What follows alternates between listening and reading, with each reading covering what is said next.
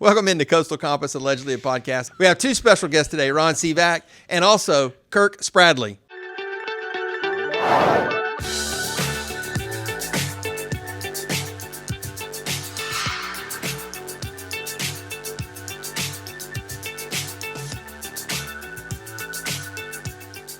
You're from Mobile.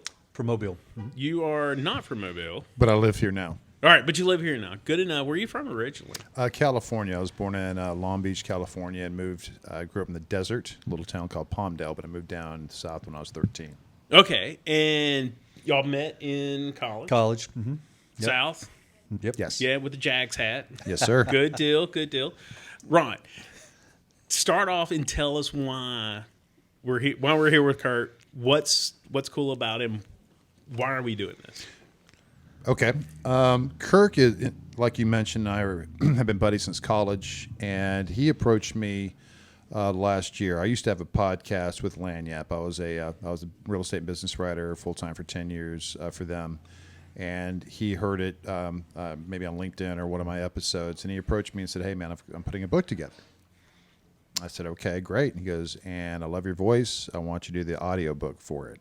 I'm like, "Okay, great." So he sent me the manuscript, and I've been freelance writing for about 13 years. Articles for the newspaper, for magazines, for a few other publications. So I thought it was a rough copy that he was going to get edited. I looked at it; it was complete, and it is really good. And he's waiting on DOD, coverage on it, Department of Defense. Department of Defense, right? Yeah, because he served in Ramadi, and he'll get in all that as well. And I'm a veteran too. I was in the Army and Army Reserves for 8 years, and Kirk's Force Recon Marine. In fact, my day job, I'm a mortgage broker, Homefront in Fairhope, and we're all veteran owned. And so that kind of struck a chord as well. After reading it and absorbing it, and there's a piece on there that I did for a sample for Kirk, and I remember he and I were roommates when this happened to him, and he'll tell you about that. And it's pretty dark, but it kind of speaks to the book. I wanted to help him get the word out. He's a local boy, grew up in the area, lives in Atlanta now, so I wanted to connect with you guys to help promote it and get the word out. I think it's going to surprise you. I think when this thing comes out for publication, it's going to be a hit. I mean, I don't say that lightly. I'm not a manager, but I am a writer. And I recognize quality when I see it after doing it for 13 years. And I can tell you it's a hell of a read. So you're from Mobile? From Mobile. Born in Pascagoula, Mississippi, but grew up in Mobile. Mm-hmm. What part? I mean, Mobile's yeah, that's true. Stop me where you need to. I came here when I was 8 years old, or Mobile. I grew up in St. Mary's Home. It was a Catholic orphanage at the time. Okay. It turned into a Catholic group home. Wound up at South. Yep. Mm-hmm. And straight into military after that? Or? No, I did a year at University of Alabama, and great school and all that. It wasn't for me. It wasn't really my crowd. It was very Greek, and I wasn't really into that part. Sure. I was just there for the school.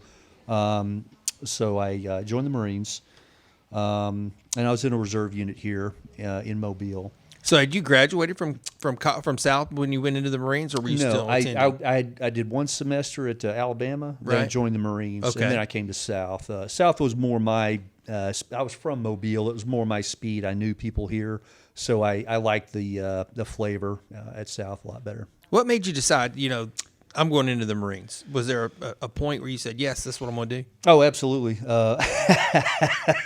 The invasion of Kuwait, Desert Shield, Desert Storm stuff. Right. I was 18 years old at University of Alabama. So what about Desert Storm said, okay, this is what I'm going to do? Well, it was going on at the end of my first semester, and I was like, okay, this isn't for me. This school is not for me. But this looks like, and I'd always wanted to go in the military. Okay. I saw that as my career, and this just seemed to work out timing-wise. All right, in Marines, and then now we're talking recon. I mean, He was forced recon Marine. So I have no clue. Right. Fill me in. I mean, Marines crazy enough. Sure. So now you've got different levels. Were you on Paris Island? I was. Yep, Okay, I that's where you sure did your was. boot camp. I did. Okay, great. Yep. All right, and now explain to poor old Chris what a forced reconnaissance I mean, marine my dad is. was in the Navy in the early '60s. Hey, man, You know, thank you come for your service. I mean, honestly, My man. dad. Well, I Not mean, me. Not Come him. on. No, he could have it's- never handled it. on. No, right. Nor could I. Well, everybody has a part to play, and I think Ron kind of talks down to his part. He was a combat medic, 68 whiskey. And I went to the Army later, by the way, which is another story. But we take 68 whiskeys and give them a level of flight crew training, and that's who does your medevac, is your flight medics. So when you see the dust-off helicopters, that's a 68 whiskey, and that's what, Ron was a 68 whiskey. Hoo-ah. So he kind of downplays that, but I like to throw that out there. Some people get bent up, get wrapped around the whole, hey, this guy was, XYZ, special op guy, whatever. Right. My service is not as cool. No, that's not correct. Everybody has a part to play. Sure. Okay, but what is a recon marine? What's the Sure. difference? Reconnaissance Marines essentially go out in small teams in front of the landing force, kind of let the commander know what's out there. A force recon Marine is supposed to go further in front, and you don't just support the Marines; you support any DoD element. It's kind of, but you get a lot of training, and what you're supposed to do is go find out where either a high value target, a high payoff target, or just in a near peer environment like armored forces, conventional Sure. military, and report that back. You can't necessarily use a radio or something, so you might be doing clandestine communications. Again, because if you get captured, you could be considered a spy and Right. executed by the laws of war. The other folks, yeah. Yeah. Give me a hint on the book. You can stop us whenever you cannot mention something Right, because right, his right, book yeah. is in front of the DoD still. Yeah. Yeah. And at any point, and maybe you know Ron better than we do about when to stop him. No, I'll jump in and give Kirk. I mean, I proved it. He already wrote it, but I mean, from the beginning, it talks about it a little bit about his background here in Alabama, in Mobile, Alabama, and growing up, and his childhood, and then kind of his influences about why he got into the military, the things that happened to him growing Right. up that kind of motivated him. He's a big history buff. Goes into kind of his journey into getting into the military, what he had to go through to do what he did overseas, and ups and downs is kind of a challenge on there. But it's you kind of follow him on a journey. It's almost, I would say, almost autobiographical. Then it goes into when he first went on his first tour, and some of the things that happened to him, what he learned about what he thought was glamorous about war, or what the cool things were as a young man, and then showed him basically growing up and learning the realities of what really happens in combat. And so it addresses, from a third party outside looking in and being a writer, he addresses PTSD. He also was a helicopter pilot after he did his work in Ramadi. And he goes into some of the, and I know this from being in the Army and just being in the military, some of the political inertia you run into in the middle layers of management, and things that you want to serve and you do different things, but just like any organization, There's a lot of bureaucracy. There's a lot of bureaucracy here. Yeah. But I think an interesting piece about the difference about talk about like force recon and recon. There's a thin line between what you do and that. And in his book, what separated when they found out he was a force recon Marine when he went to Ramadi and served. There's not too many that are force recon. There's a minor, very minor amount of Marines that are even recon Marines, much less force recon. And Kirk could probably allude to that, because when you got picked in the book, they said, "Oh, you're a force recon. Well, come on over here." Yeah, that's exactly right. And I would not say like one is better than the other or anything like that. If you're into and a lot of people get their history and whatnot from movies, Sure. and totally understandable. There's a HBO series called Generation Kill. Okay. It's about recon Marines, and there's one guy prominently featured named Rudy Reyes. I don't know him personally. We've kind of chatted here and there, but he's done well. He's got some TV shows and things of that nature. And he's hit the podcast circuit many times, and people are like, well, he was battalion, recon Marine, or what we say battalion recon. You were force recon. Isn't that a higher level? And that argument could be made. I never say that in Yeah, conversation. it's just a different, different makeup, different everything. Exactly. The missions are different. The military, generally, you're wearing a uniform and you're fighting the enemy, something of that nature. One of the missions that you could be assigned in Force Recon, again, is the deep reconnaissance, where you could be in civilian clothes. They call it AFO, Advanced Force Operations, things of that nature. So there's a lot of potential for one-man operations, two-man operations, and then you also have the hostage rescue piece. And I talked on Tano's podcast, for example. You have Delta Force, or the unit, and then you have Dev Group or SEAL Team 6. Now, that's who you want to do a hostage rescue, particularly if it's an American citizen. But there have been incidents where there were hostage rescues needed to be done, but it wasn't an American citizen, or they couldn't wait 24 hours for the Delta guys, and they used Force Recon to do those missions. One of them was to pick up the F-15 guys that got shot down in Libya. They used Force Recon to do that because they were right there available. And another one that didn't get a lot of, and we try not to get too much media exposure. I kind of feel weird doing this. Here I am in the media with you guys. But on the other hand, I try to keep real some. media. Well, you are. But there was one that didn't get a lot of exposure, which is good on one hand. There was I believe it was a Dutch ship that was taken over by pirates, and the closest asset was a Force Recon team. So they sent a Force Recon team in. They went into the ship in the middle of the night, took down the entire ship without firing a shot. They just simply came up behind each person and flex cuffed them before they knew what was going on. So they took the entire ship, rescued every hostage, no casualties, and they literally took every person prisoner. And I'm not comparing the two, but Captain Phillips, for example, a lot of kinetic activity, a lot of, and again, two different missions, but you can kind of see some parallels there. You're taking down you're rescuing hostages, and this is one technique, and this is another. And again, I'm not comparing the two, but I'm just kind of, we're talking about events, if you will. So Okay. So in the book, and you go through your experiences as a child, and you had a very tumultuous childhood. Sure.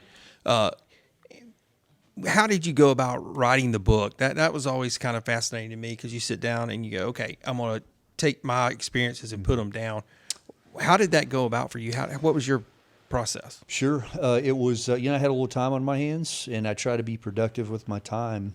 And I talked to a kind of a friend of a friend. I don't know if you guys follow T.R. Matson. He's a writer. He's a retired Navy guy, aviation mostly. But a buddy of mine put me in touch with him, and I just said, hey, man, this is what I want to do. Where do I start? And he just kind of gave me a checklist of what to do, Okay. more or less. And so I just honestly followed what he did. So I got a subscriber app on my iPad, and I talked, like I would think back as far as I could and just talk into it.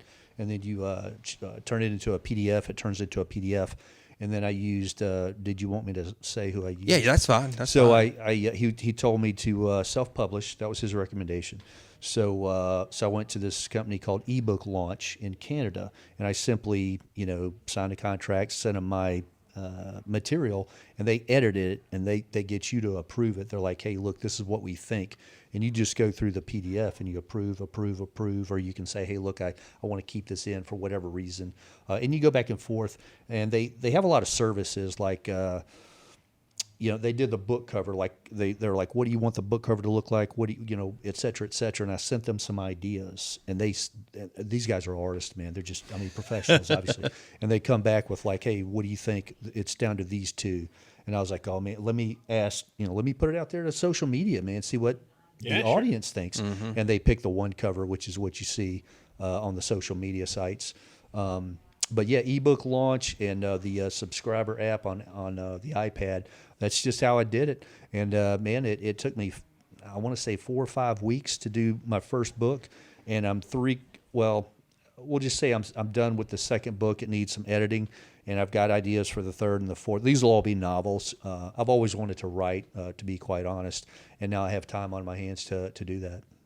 So will the next book be fiction? They're all going to be fiction after this, yeah. Mm-hmm. Very good. We're boring Ron. No, I was actually Kirk has put it out excerpts of his book, and I was actually on his Facebook. I didn't know you had one with the music on it. That's a new one. Yeah. Yeah, and but he had some cool excerpts from his book, and I was going to throw them just to give you a little guidance on there. I mean, besides after you talked about how you got into it, but it's kind of, and I don't know how much you mentioned, but I know you put some experts on here about your first time in Ramadi and how that all went. Sure. Yeah, that is very interesting. That's a crazy story. Yeah, and like I said, well, this is you guys' platform. You know your audience, and you know what the message. So you you lead and I'll follow. You tell me what you want to hear. No, you need, tell the story, because that is just that's a life-changing story, and that's crazy. Yeah. And I think every young man kind of deals with this, wanting to be tested in what you ask for. It's always good if you. I think the phrase is, "Be careful what you ask for. You might just get it." You might get it, right? So I got exactly what I wanted. I don't have anybody to blame but me. And I got there. I'd done a tour in Iraq, and not a lot was going on in 2004. And I was like, there's got to be more to this. This isn't what I've read about in, Vietnam and World War II and, the Romans and the, all this other stuff, right? There's got to be more to it. And hey, man, the big man said, okay, well, here you go. So I got off the plane, and they're calling out, names and assignments. And they're like, you go by call sign. Mine was Tadpole. Like, Tadpole, Ramadi. And I didn't know what Ramadi was. I was like, what the hell is Ramadi? And I asked some guys, and I was like, hey, man, you ever heard of Ramadi? And they're like, you're going to Ramadi? I'm like, yeah, dude. What, you've heard of it? They're like, yeah, man. Hey, dude, be careful, man. I'm like, okay, well, whatever. It was the hottest spot in Iraq at the time. It was the head of the insurgency. The Marines had taken over Fallujah about 6 months prior, what's called Operation Phantom Fury. Because the way they were... Kirk, give the time frame. What date 04. was this? So 04, 2004. Yeah, this late 04 is when Phantom Fury 2 went down, when the Marines took Fallujah. And what they did was, because they were kind of restricted on what they did and how they did it, the way they were told to do it, essentially, some of the worst guys escaped Fallujah and went to Ramadi. Okay. So I get to Ramadi 6 months later in 05. Well, all the worst people are there, Zarqawi and all these guys, Juba, the infamous sniper. And I think what you're alluding to is the day, May 10th. I think that's what you're asking about. Yeah. Yeah. So I was, it was a State Department gig, and everybody has a job, and I was considered a good driver, which is, in that world, that's how you keep your job. If you're a good driver, everybody knows how to shoot. Everybody knows how to do blah, blah, blah. If you can drive, I mean, really drive when the shit hits the fan. But that's really where you make your mark. And I was considered a good driver. Well, the top driving position is the limo. You're carrying a State Department representative. He was the deputy ambassador. And so it was me and another guy and the deputy ambassador, the number 2 guy in Iraq. Well, one of the big Ramadi was bad. Every day there was something like, man, this place is bad. It was just the craziest stuff.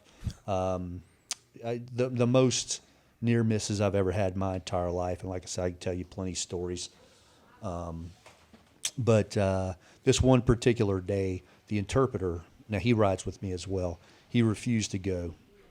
Now, he had balked a couple of times about this and that, and sometimes you're just like, look, these guys are just serial complainers. But that day, he was like, I'm not going. He knew something. He knew something. And again, these are things you learn and you keep forever. You remember them forever. But when it's your first time, you don't know the significance of it. So we get down there, and we were supposed to be there for 30 minutes. We wound up being there about 4 or 5 hours. And we had to, even though I was a driver, I had to rotate with the other guys because everybody's a shooter first, So I'm up in the tower with a buddy of mine, Tommy Jakner. And I remember walking up into the tower when I was told what was Tommy's nickname? Bama. He was a University of Alabama graduate. So he had joined the Army. He had been an Army Ranger.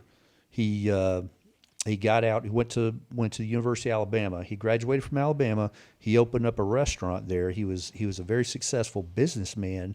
And then September 11th happened, and he got into the Alabama National Guard to be a Special Forces soldier. Well, he was waiting on his date to go to the Special Forces selection assessment, running his restaurant up there in Tuscaloosa, when an opportunity came to go do contract work for the State Department, and that's how we got there. And that was, everyone kind of had a similar story. Like life was going in one direction, and then here's September 11th, and it's like, man, maybe there's another way I can contribute it. So Bama, Tom, Bama, he was, when I walked up in the tower, because I was replacing a guy, I said, hey, do you want me to look to the north or you want me to look to the east? And he saved my life right there. He said, man, look to the east. I'm looking to the north. That came into play several hours later when Juba and his spotter came up on us, undetected because it's the urban environment. I mean, it's just a busy. And Juba He's a most famous sniper. Yeah. for them. Yes. He had a couple of names, Yeah. but he was known, and he had a high kill count, and I think Kirk was one of the few people that missed. Kirk used the term getting glassed. Yeah. He was getting glassed by Juba, and he's one of the few that actually missed getting taken out. That's right. Yep. Yeah, he killed Tommy standing right next to me as we were talking, and it happened so fast. My brain couldn't process what had happened. Another buddy of mine, he's in Huntsville now. His name's Paul Fondren. He's literally a rocket scientist now. Literally works for NASA in Huntsville, but he was there with me, and he had seen this before. And all I can tell you is, it's so confusing if someone doesn't walk you through the process of, hey, this is what just happened. Because I heard a crack. Yeah. I saw what appeared to be smoke. It was dust, and then Tommy fell over backwards and was looking straight up in the air, and I was like, "What the hell just happened?" And Paul Fondren just happened to be coming up there. He's like, "Sniper, get down!" And that's when it all clicked, and I dove for cover. And at that time, now I've heard all these things like Juba never takes a second shot, blah blah blah blah blah. I was too good of a target for. I was too much of a. He couldn't resist. I mean, I'm just standing there, and I assume as he's glassing me, and pulling the trigger, that's when Paul Fondren said, "Sniper, get down," and I dove for cover, and that's when his second round went over my head. Jeez. So,